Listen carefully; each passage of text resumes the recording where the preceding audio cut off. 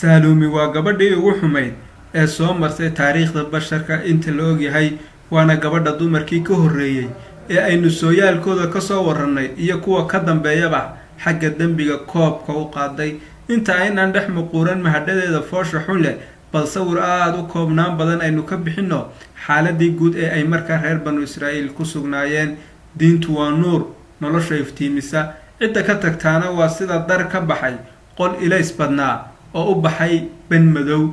nolosha ayay ku dawaqaan kuwa ilaahay ka xadhig furtaa, waxaana ay mutaystaan dulliyo badan.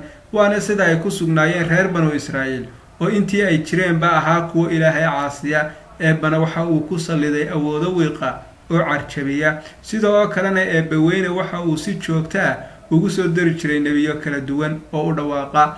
markii ay shareecadii ganafka ku dhufteen, waxaa dhulkoodii iyo xorriyadoodiiba la wareegay dowladdii roomaanka, waxaana ay ciiddoodii ay ku kibreen ay ka noqdeen bidayaal bahdilan. boqorrada u taliyaana waxa ay ahaayeen kuwo arxan dalan leh. xaaladuna aada iyo aad ayaa ay ugu cakirantay yuhuudda, waxaana eebba wakhtiyadaas usoo wada diray 3 nebi. haddana sida ay ula dhaqmeen waxa aad iyada oo faahfaahsan ka heli kartaa taxanaha taariikhda yuhuudda. wakhtigaas boqorka u talinayay waxa uu ahaa Herodes oo yuhuudi ah, hase yeeshee ee hoos tegi jiray dabadhilifna uu ahaa dowladdii roomaanka. ninkan oo dadku ay aada u necbaayeen waxa uu damcay in uu guursado saalumi oo ahayd inan uu adeer ruma u yahay, walaalkiina uu dhalay. damiciisan waxaa soo dhoweeyey walaalkii Heroodiya oo ahayd taynanta dhashay iyo saalumi qudheedii, waxaana ay isku diyaariyeen in ay dhistaan aroos u qalma boqornimadooda. warkoodiina waxa uu ku faafay bulshada dhexdooda. arrintii waxa aada uga soo horjeestay nebi yaxye oo ku tilmaamay in ay tahay mid sharciga khilaafsan, waxaana uu boqorkii u sheegay in uu ka waantoobo. boqorkiina aada iyo aad ayaa uu uga cadhooday nebi yaxye, hase yeeshee damiciisii ma uusan joojin oo waxa uu galay qabanqaabadii arooskiisa.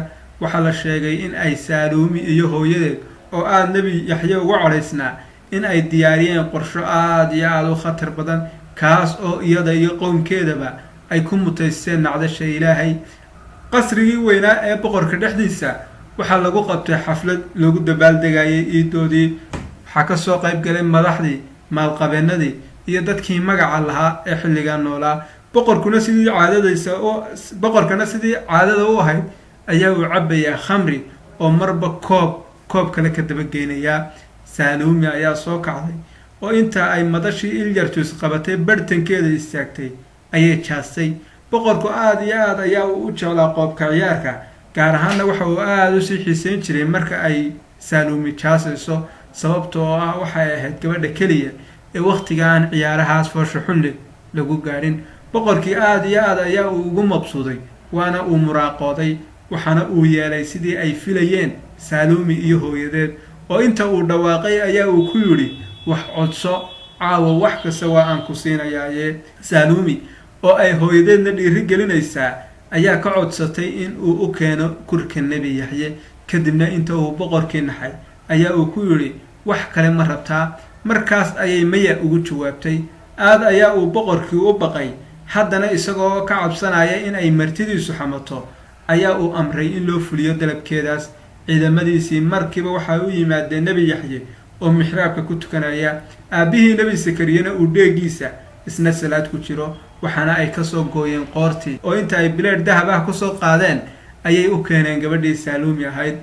gabadhiina inta ay la soo oroday ayaa ay tidhi, hooyaday ayaa aan ugu bishaaraynayaa. laakiin kurkii nebiga ayaa la hadlay oo ku yidhi, ma dhacayso, arrintani ma dhacayso. waxaana uu yaxye ahaa nebigii ugu horreeyey uguna dambeeyey ee geeridiisa kadib hadlay. gabadhii sidii ay u soo ordaysay ayay timi meeshii ay hooyadeed iyo boqorkuba joogeen, kadibna qoortii ayay si jaas leh ugu soo tuurtay. nasiib darrase dhulkii ayaa la go-ay, marba heesh ayay hoos u degaysay iyada oo qaylinaysa. markii ay garbaheedu sii qarsoomayeen ee qoorteeda oo keliya ay hadhay ayay hooyadeed iyada oo muraara dilaacsan tidhi, inantaydu intii ay iyada oo nool sii hooban lahayd oo ay dhulka kusii silci lahayd kuna sii dhibtoon lahayd, qoorta iminka ha laga jaro. kadibna sidii ayaa la yeelay oo kurka ayaa laga jaray. nasiib darrase markiiba dhulkii ayaa dabadda usoo tuuray.